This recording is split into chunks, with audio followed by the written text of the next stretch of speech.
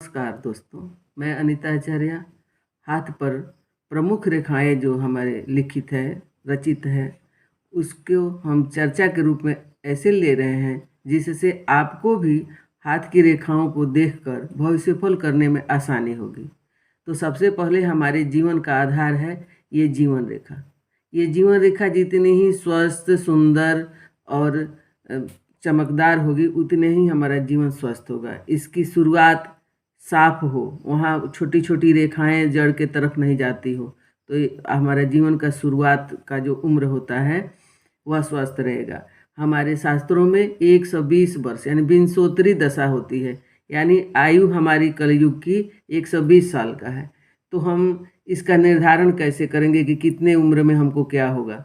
इसके लिए एक प्रमाण माना गया है कि एक जौ जौ जो हमारा अन्न है, उसके बराबर यदि इसकी लंबाई चौड़ाई है तो उसको हम 10 वर्ष गिनते हैं, यानी 120 साल हमारा पूर्ण आयु है। तो जिस क्षेत्र में मान लीजिए कि 2 जौ के बराबर हमारी रेखा पर कुछ कटा हो, चाहे जंजीर हो, चाहे दीप हो, यानी 20वें साल में वो समय आएगा। तो हमारे अच्छी रेखाओं का भी फल मिलता है और गलत रेखाओं का भी फल मिलता है। तो हम जीवन के निर्धारण कैसे करेंगे कि हमारा जीवन किस उम्र में, किस गति में है, किस स्थिति में है? तो इसके लिए हम जौ के अथी पर ना जौ को देखकर हम जान जाएंगे कि कितने उम्र में वो घटना घटेगी।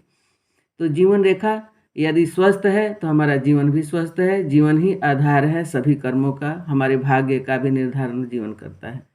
तो अब दूसरी रेखा हमारी है मस्तिष्क। जैसे हमारा शरीर यानी माइंड लाइन, ये जो दूसरी हमारी रेखा है ये मस्तिष्क रेखा है। हमारा शरीर स्वस्थ है लेकिन हमारे पास दिमाग स्वस्थ नहीं है, हम दिमागी रूप से तेज नहीं हैं, तो हम उतने सफल नहीं हो सकते हैं। यदि दिमाग हमारा स्वस्थ है तो हम निरोग हैं, हमारे सोचने की क्षमता अधिक है, हम एक क्रिएटिव पर्सन हो सकते हैं। तो जीवन रेखा की शुरुआत भी उसी जगह से होती है, मंगल पर्वत से ही।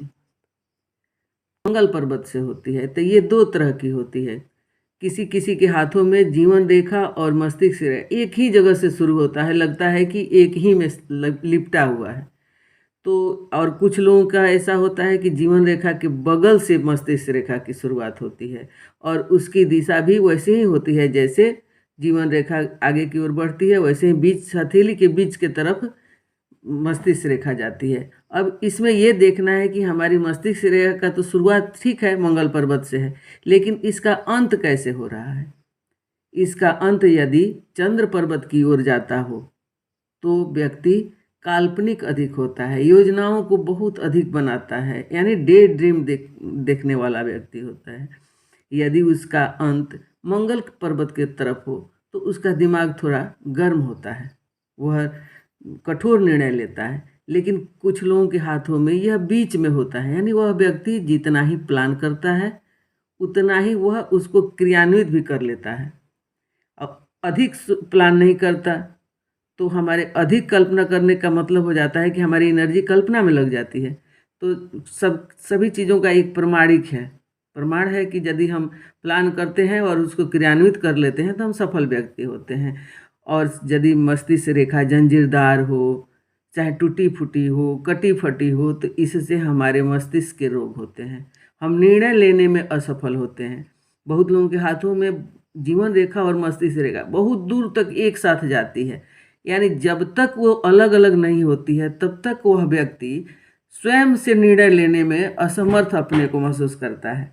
वह आत्मानुशासित होता है, हर चीज़ का पॉजिटिव निगेटिव काफ़ी उस पर उहापोह करता है, लेकिन निर्णय नहीं ले पाता है। और जिनकी रेखाएं जीवन रेखा और मस्तिष्क रेखा अलग अलग है, वे थोड़ा निरंकुश टाइप के होते हैं, स्वेच्छाचारी होते हैं। उनको बहुत दबाव दिया जाए तो वे उतना अपने कामों में सफल नहीं होते हैं, वे बिना सोचे समझे निर्णय लेते हैं। लेकिन ऐसा नहीं है कि वे सफल नहीं होते हैं, बस थोड़ा दबाव में रहकर काम करना वे पसंद नहीं करते हैं। उनकी ऊर्जा क्षय से दिखती है यदि किसी के दबाव में करते हैं। तो स्वतंत्रता से यदि कोई काम करते हैं, स्वेच्छाचारी हैं थोड़ा, तो उनकी एनर्जी कम नहीं होती, काफ़ी एनर्जेटिक होते हैं। हाँ, ये भी बात है कि जीवन रेखा और मस्तिष्क रेखा में काफ़ी दूरी नहीं होनी चाहिए, ये दूरियों में कोई कोई छोटी रेखा उससे मिलती जुलती रहे तो थोड़ा अच्छा होता है। अब हमारी तीसरी रेखा है हृदय रेखा। अब हम जानते हैं कि हमारे दिमाग भी है, शरीर भी स्वस्थ है, लेकिन हम एक संवेदनशील प्राणी हैं। तो मनुष्य को संवेदनशील होना अच्छा है, लेकिन वह भी अधिक नहीं होना चाहिए। यह रेखा हृदय रेखा कहलाती है। यह बुध पर्वत से शुरू होती है और धीरे धीरे आगे बढ़ते हुए यह शनि पर्वत से आगे भी गुरु पर्वत तक जाती है। अब इसमें है कि यह भी वैसे ही जंजीरदार नहीं हो, इसमें दीप नहीं हो। जिस भाग में इसमें दीप हो जाएगा वहाँ उस व्यक्ति को हृदय रोग प्रभावित रहेगा उस उम्र में। उम्र की गणना वैसे जैसे जीवन रेखा में, मस्तिष्क रेखा में हमने किया है, ठीक वही नियम यहाँ भी लागू होता है। अब हृदय रेखा है कि यह ज़्यादा मस्तिष्क रेखा के आसपास है तो मस्तिष्क पर ज़्यादा प्रभाव डालती है। हृदय रेखा यदि मस्तिष्क रेखा को प्रभावित कर दे, उससे जाकर मिल जाए, तो व्यक्ति थोड़ा स्वार्थी हो जाता है और वह ऊहापोह में पड़ जाता है, कोई भी निर्णय नहीं ले पाता है। और ये रेखा यदि शनि पर्वत तक आकर रुक जाए तो वह व्यक्ति अपेक्षाएं रखता है। अपेक्षाओं के नहीं पूरा होने पर वह एक तरह से क्रूरता पर आ जाता है। उसको सोचने की, दंड देने की और क्विक निर्णय, यानी बहुत जल्दी कोई भी निर्णय ले लेता है जिसका परिणाम गलत हो जाता है। लेकिन हृदय रेखा तभी प्रशंसनीय कहलाती है जब इसके अंत में शाखाएं हो जाए, यानी 2 भाग में, 3 भाग में बढ़ जाए और सभी, कोई गुरु पर्वत पर जाए, कोई शनि पर्वत पर जाए, कोई बीच में जाए, तब वह व्यक्ति कोई अचानक निर्णय लेने में भी उदारता रखता है। वह नियमों का पालन करता है, वह धर्म का आचरण करता है, वह नीतियों का आचरण करता है, ऐसे करके निर्णय लेता है। तो हृदय हमारा संवेदनशील है और संवेदनाएं भी उतनी ही जरूरी है जितना हमारा दिमाग सहन कर सके। अधिक संवेदनशील हो जाने पर भी हमारे मस्तिष्क पर दुष्प्रभाव पड़ता है। हाँ, तो हृदय रेखा हमारा दिमाग को संतुलित रखने में सहायता करता है। यह ज़्यादा प्रभावित नहीं करे, हमारे इमोशन से हमारे मस्तिष्क पर दुष्प्रभाव नहीं पड़े, इसलिए इन दोनों के बीच में एक सामान्य दूरी होनी चाहिए। और हृदय हमारा सफल तभी कहलाता है जो स्वयं भी निर्णय ले, संवेदना भी हो और मस्तिष्क को कुप्रभाव नहीं करे। कुप्रभाव में रहने से मस्तिष्क के रोग होते हैं और हृदय रोग भी होते हैं यदि हृदय कमज़ोर है, हमारा निर्णय सही नहीं है, हम अपने मनोभावनाओं को व्यक्त नहीं कर पाते, यानी हृदय में हम कहीं ना कहीं कमज़ोर हैं, तब हृदय रेखा मोटी होगी, जंजीरदार होगी, चाहे इस पर दीप होंगे, चाहे कटे के निशान होंगे। इसलिए हृदय रेखा स्वस्थ वही कहलाती है जो बुध पर्वत से शुरू होकर गुरु पर्वत के पास जाकर कई भागों में बंट जाए, 2 या 3 भागों में बंट जाए, तो यह सफल हृदय रेखा है। अब हम आगे चर्चा करेंगे भाग्य रेखा की। तो भाग्य रेखा ये शनि पर्वत पर आती है, कहीं से भी आए, लेकिन यह इसको पहुंचना है यहाँ, हृदय रेखा कम से कम पार कर जाए, चाहे वहाँ तक भी रुक जाए, तब यह भाग्य रेखा कहलाती है। अब भाग्य का मतलब होता है कि हमने पूर्व जन्म में जो प्रारब्ध हमारे किए हैं वही हमारी रेखाएं बनती हैं। तो मनुष्य जब जन्म लेता है तो उसके प्रारब्ध के अनुसार सभी रेखाएं रहती हैं। कोई भी शिशु जन्म लेता है उस समय उसकी सभी रेखाएं होती हैं, लेकिन बाद में कुछ रेखाएं मिट जाती है। भाग्य रेखा बहुत लोगों के हाथों में नहीं दिखाई देती है। वह जब बड़ा होता है, उसके कर्म अच्छे होने लगते हैं, तब उसके हाथों पर धीरे धीरे रेखाएं आती हैं और वह प्रभाव में आती है और जीवन पर उसका असर होता है। तो भाग्य रेखा विभिन्न पर्वतों से होकर शनि पर्वत पर आती है।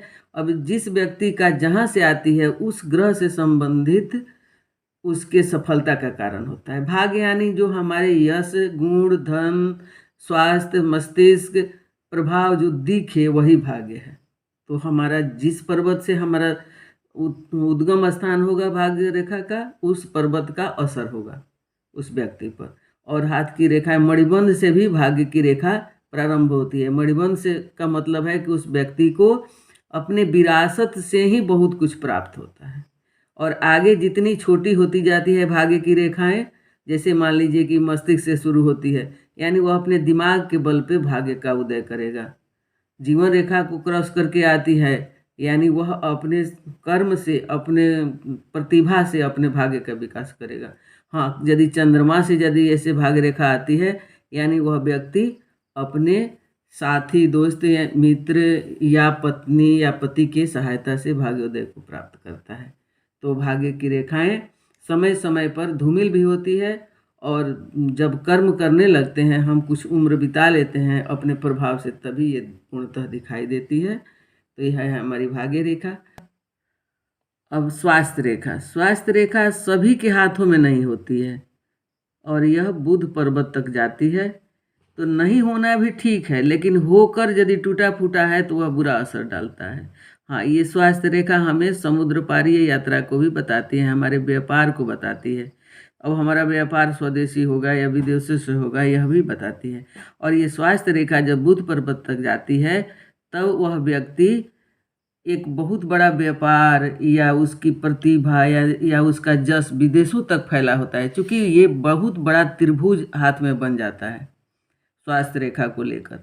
तो स्वास्थ्य रेखा स्वस्थ हो, टूटा नहीं हो, तो व्यक्ति को सफल व्यापारी, विदेश से धन आगम, चाहे उसके स्वास्थ्य विशेष होता है। ऐसी बहुत सारी बातें हैं स्वास्थ्य रेखा में भी, लेकिन यह एक करोड़पति होने का निर्णय देती है यदि स्वस्थ है तो। और वो भी विश्व के स्तर पर व्यापार कर सकता है, अपने देश को के अलावा भी उसका व्यापार बढ़ता है। यानी 2-3 त्रिभुज इसमें बन जाते हैं, इसलिए इसका एक अलग से उस पर प्रभाव पड़ता है।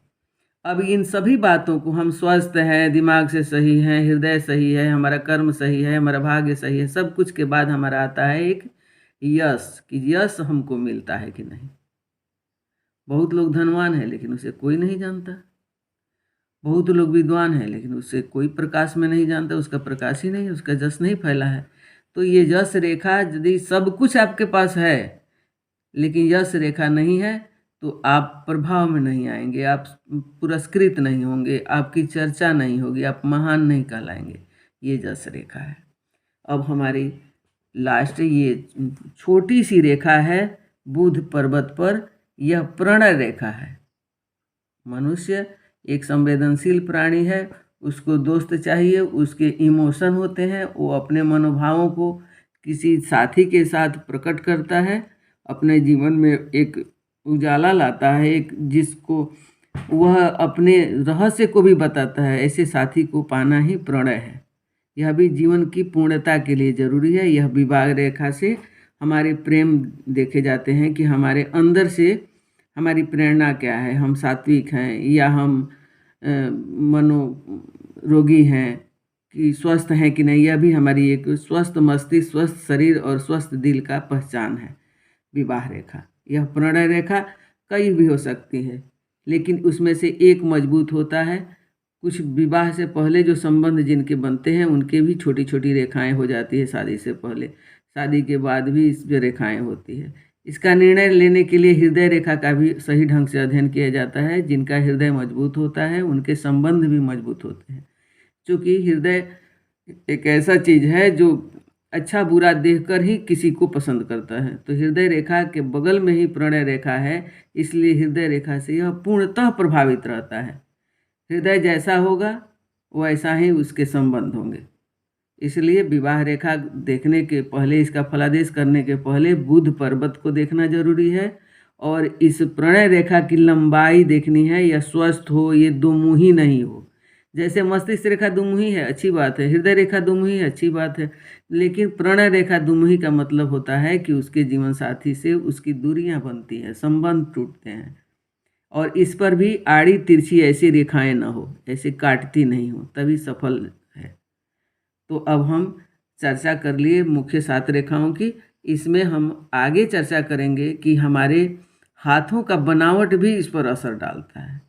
सभी रेखाएं हैं, हमारे हाथ यदि कोमल नहीं है, अति कोमल है तब भी कमज़ोर हो जाते हैं। हमारा हाथ स्वस्थ हो, इसका रंग सही हो, इसका आकार सही हो, इस पर भी निर्णय लिया जाता है। इस आगे के वीडियो में हम काफ़ी।